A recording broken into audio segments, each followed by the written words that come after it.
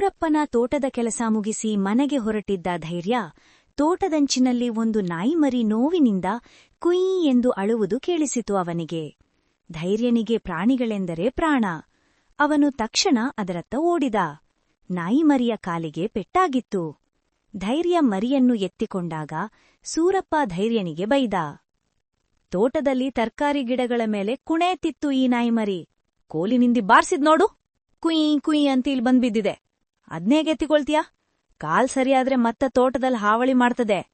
ಎಸಿಯಾಚೆ ಎಂದ. ಧೈರ್ಯನಿಗೆ ಮನಸ್ಸು ಬರಲಿಲ್ಲ. ಅವನು ಮಾತಾಡದೆ ಮರಿಯನ್ನು ಮನೆಗೆ ಕರೆದೊಯ್ದ. ಅದರ ಕಾಲಿಗೆ ಮುಲಾಮು ಹಚ್ಚಿ ಬಟ್ಟೆ ಕಟ್ಟಿ ಬೆಚ್ಚಗೆ ಗೋಣೆಚೇಲದ ಮೇಲೆ ಮಲಗಿಸಿದ. ನಾಯಿಮರಿಗೆ ಮೈತುಂಬ ಕೂದಲಿತ್ತು. ಅದರ 2 ಕಿವಿಗಳ ನಡುವೆ ಒಂದು ರೂಪಾಯಗಲದ ಗುಳಿಯಿತ್ತು.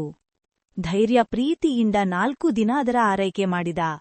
ನಾಯಿಮರಿಯ ಕಾಲು ಮೊದಲಿನಂತಾಯಿತು. ಧೈರ್ಯ ಬಡವನಾದರೂ ಪ್ರತಿನಿತ್ಯ ತನ್ನ ಪಾಲಿನ ಊಟದಲ್ಲಿ ಅರ್ಧ ಅದಕ್ಕೆ ತಿನಿಸುತ್ತಿದ್ದ. ಅದರೊಂದಿಗೆ ಆಡುತ್ತಿದ್ದ, ಓಡುತ್ತಿದ್ದ, ಹೊರಗೆ ತಿರುಗಾಡಿಸುತ್ತಿದ್ದ.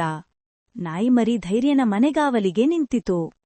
ಒಂದಿನ ಧೈರ್ಯ ನಾಯಿಮರಿಗೆ ಸ್ನಾನ ಮಾಡಿಸುವಾಗ ಅದರ ನೆತ್ತಿಯ ಗುಳಿಯಿಂದ ಒಂದು ಬಂಗಾರದ ನಾಣ್ಯ ಠಣ್ಣೆಂದು ಕೆಳಗೆ ಬಿತ್ತು. ಧೈರ್ಯ ಆಶ್ಚರ್ಯದಿಂದ ಅದನ್ನು ಅವನಮ್ಮನಿಗೆ ತೋರಿಸಿದ. ಅವಳೂ ಬೆರಗಾಗಿ ಅಕ್ಕಸಾಲಿಗೆ ತೋರಿಸಿದಳು. ಅರೆ, ಅಪ್ಪಟ ಬಂಗಾರವಿದು. ಯಾರು ಕೊಟ್ಟಿರು ನಿನಗಿದನ್ನು? ಯಾವ ಕೆಲಸಕ್ಕೆ? ಎಂದು ಆ ನಾಣ್ಯಕ್ಕೆ ತಕ್ಕ ಹಣವನ್ನು ಕೊಟ್ಟಿತ್ತು ಅಕ್ಕಸಾಲಿ. ಧೈರ್ಯ ನಾಯಿಮರಿಗೆ ಚಿನ್ನದಾತ ಎಂದೇ ಹೆಸರಿಟ್ಟ.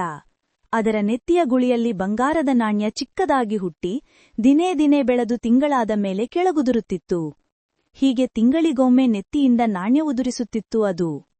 ಧೈರ್ಯ ಅದನ್ನು ಅಕ್ಕಸಾಲಿಗೆ ಕೊಟ್ಟು ಹಣ ಪಡೆಯುತ್ತಿದ್ದ. ಆ ಹಣದಲ್ಲಿ ಅವನು ಸ್ವಂತ ಮನೆ ಕಟ್ಟಿಸಿದ. ಸ್ವಂತದ್ದೊಂದು ಹೊಲ ಖರೀದಿಸಿದ. ಮಕ್ಕಳನ್ನೂ ಓದಿಸತೊಡಗಿದ. ಈ ವಿಷಯ ಸೂರಪ್ಪನಿಗೆ ತಿಳಿಯಿತು. ಅವನು ಕೂಡಲೇ ಧೈರ್ಯನಿದ್ದಲ್ಲಿಗೆ ಬಂದು, ಈ ನಾಯಿ ನನ್ನ ಹೊಲದಲ್ಲಿತ್ತು.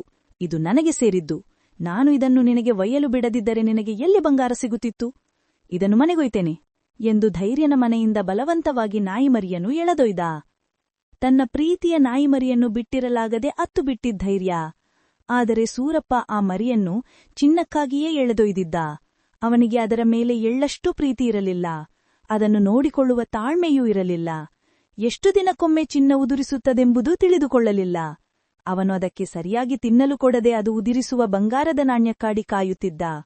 ಪಕ್ಷವಾದರೂ ಚಿನ್ನ ಸಿಗಲಿಲ್ಲವೆಂದು ಚೆನ್ನಾಗಿ ಹೊಡೆದ. ಧೈರ್ಯನನ್ನು ನೆನೆಸಿಕೊಂಡು ನಾಯಿಮರಿ ಕೊರಗಿತು. ಪ್ರೀತಿಯಿಲ್ಲದೆ ಸೊರಗಿತು. ಹಸಿವಿನಿಂದ ಕಂಗೆಟ್ಟಿತು.